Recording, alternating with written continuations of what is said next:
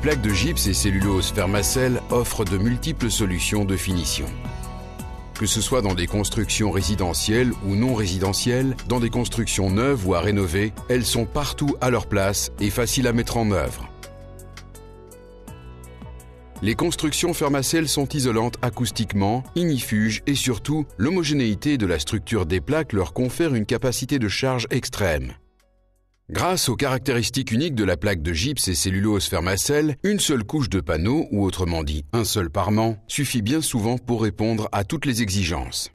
Cela représente un sérieux gain de temps de travail et donc un facteur appréciable de réduction des coûts. De plus, il faut transporter moitié moins de matériaux sur le chantier et il y a beaucoup moins de déchets de construction après coup. Nous allons illustrer la rapidité et la simplicité du montage de la cloison Fermacell au moyen de l'exemple suivant.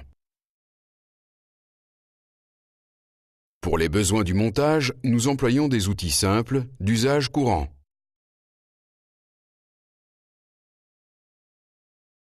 Fermacell fournit un assortiment complet d'accessoires. On prendra les mesures à l'aide d'un appareil laser de préférence. Les pièces les plus petites peuvent aussi se mesurer avec un fil à plomb ou un niveau. Placez de la bande cellulaire autocollante sur les profilés. Ainsi, vous satisferez aux critères requis d'insonorisation et de tenue au feu.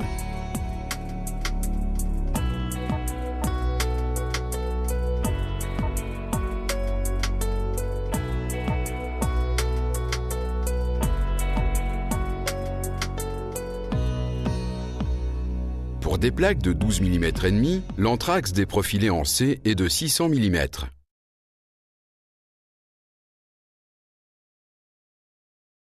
Veillez à ce que tous les profilés soient orientés dans la même direction. Les profilés sont raccourcis d'environ 15 mm par rapport à la hauteur sous plafond pour pouvoir compenser les déformations du gros œuvre. On ne les fixe pas au rail. Si l'on utilise une double ossature et que les cloisons ont une grande hauteur, il peut être nécessaire de solidariser les profilés avec des morceaux de ruban pour plaque. On aura ainsi l'assurance d'avoir une cloison stable. Au niveau des cadres de porte, on utilisera des profilés en U renforcés. L'ossature est prête. Avant d'entamer le montage des plaques Fermacell, il faut s'assurer que la pièce est étanche au vent et à la pluie, c'est-à-dire que l'humidité de l'air doit être inférieure à 80% et que la température ambiante doit être supérieure à 5 degrés Celsius.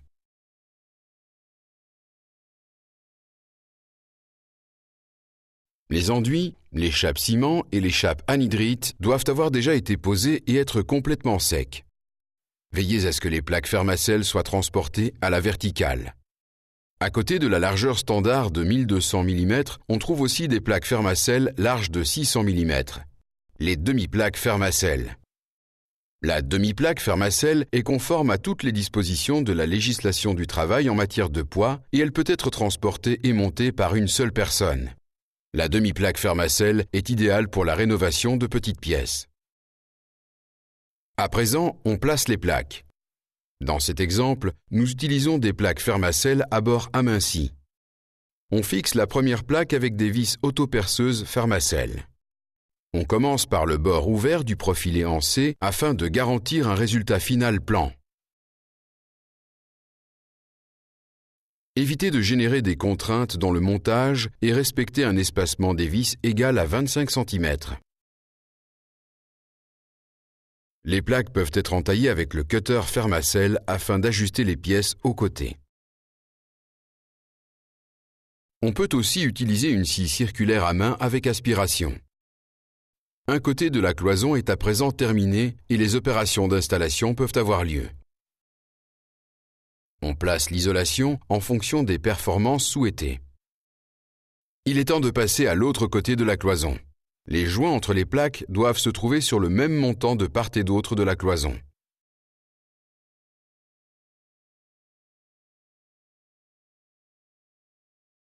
En cas de double parement, la première couche ne doit pas être jointoyée et les plaques doivent être posées bout à bout. Pour la première couche, un espacement de 400 mm entre les vis est suffisant. Pour la seconde couche, il doit être de 250 mm. La deuxième couche peut aussi bien être vissée qu'agrafée. Dans le second cas, respectez un espacement vertical de 150 mm entre les agrafes. La distance horizontale entre les agrafes est de 400 mm.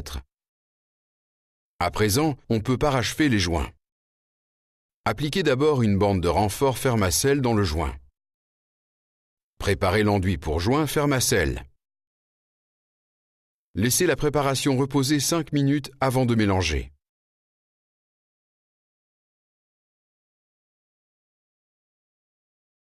Appliquez l'enduit pour joint Fermacell en au moins 2 passes. À la place d'une ossature métallique, on peut aussi employer une ossature en bois. L'avantage de la pose Fermacell sur ossature bois est de permettre l'agrafage des plaques directement sur le support. Au niveau des châssis et des baies de porte, les plaques doivent être marquées. En ce qui concerne les joints horizontaux, veillez à ce qu'ils soient décalés d'au moins 200 mm les uns par rapport aux autres. Les joints croisés ne sont pas autorisés. S'il faut un joint horizontal, on pourra appliquer la méthode du joint collé.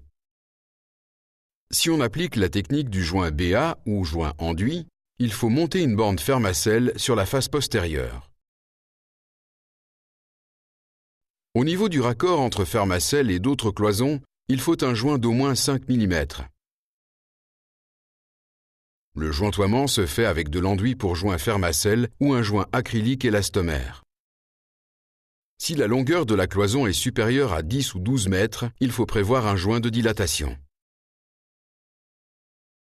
Outre la méthode Fermacell des joints BA, à bord aminci, on peut aussi utiliser celle des joints collés. Ce procédé consiste à coller bout à bout des plaques de gypse et cellulose Fermacell champ contre champ.